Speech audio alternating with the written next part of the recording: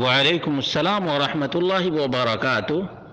اللہ رب العالمین خیر و عافیت میں رکھے اور مزید اپنے معاشرے میں پھیلی بدعقیدگی پر نظر رکھنے کی توفیق عطا فرمائے اور اصلاح کی بھی۔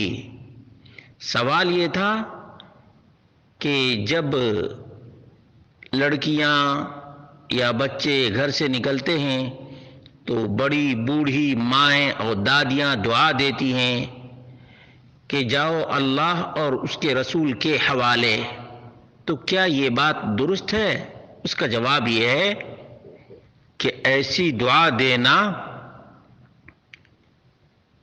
عقیدہ سلیمہ کے بالکل خلاف ہے، نبی مکرم صلی اللہ علیہ وسلم کے عمل کے بھی خلاف ہے، اور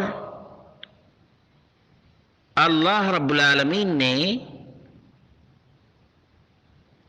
جسے پناہ دی اسی کو پروٹیکشن اور حفاظت ملے گی، جسے اللہ تبارک و تعالی حفاظت میں نہ رکھے وہ محفوظ نہیں۔ اسی لیے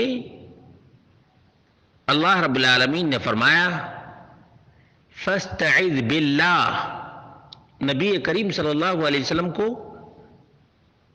حکم ہے اور آپ کی امت کو بھی یہی حکم ہے۔ استعاذہ کسے کہتے ہیں؟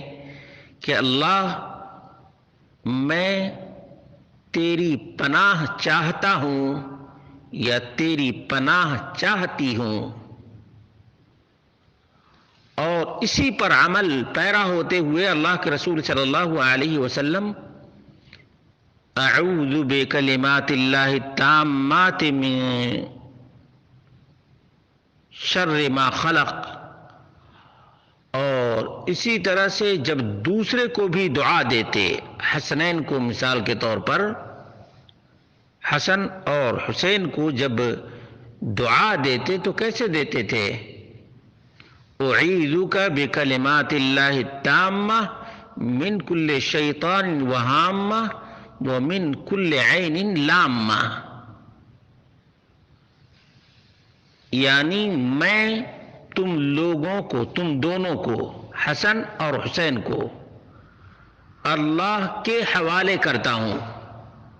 اعیذک بکلمات اللہ التامہ من کل شیطان وہامہ ومن کل عین لامہ، یعنی اللہ رب العالمین کے حکم کے خلاف ہے کہ کوئی یہ دعا دے کہ تمہیں اللہ اور اس کے رسول کے حوالے کرتا ہوں یا کرتی ہوں، یہ سراسر بدعقیدگی ہے۔ اللہ کے رسول صلی اللہ علیہ وسلم زندگی میں جب اپنے بچوں کو، اپنے نواسوں کو اللہ کے حوالے کیا کرتے تھے، تو کیا آج کوئی اللہ کے رسول صلی اللہ علیہ وسلم کے حوالے کر سکتا ہے؟ نہیں۔ یاد رکھیں، حفاظت کرنے والا الحفیظ اللہ رب العالمین ہے۔ کون ہے؟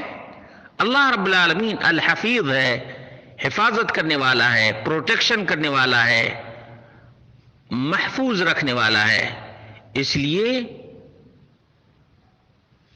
بڑی بوڑھی ماؤں کو سمجھانے کی ضرورت ہے، بتانے کی ضرورت ہے کہ اللہ رب العالمین جسے بچائے وہی محفوظ، جسے اللہ رب العالمین نہ بچائے دنیا کی کوئی طاقت نہیں بچا سکتی ہے، نہ کوئی رسول، نہ کوئی پیغمبر، نہ کوئی نبی،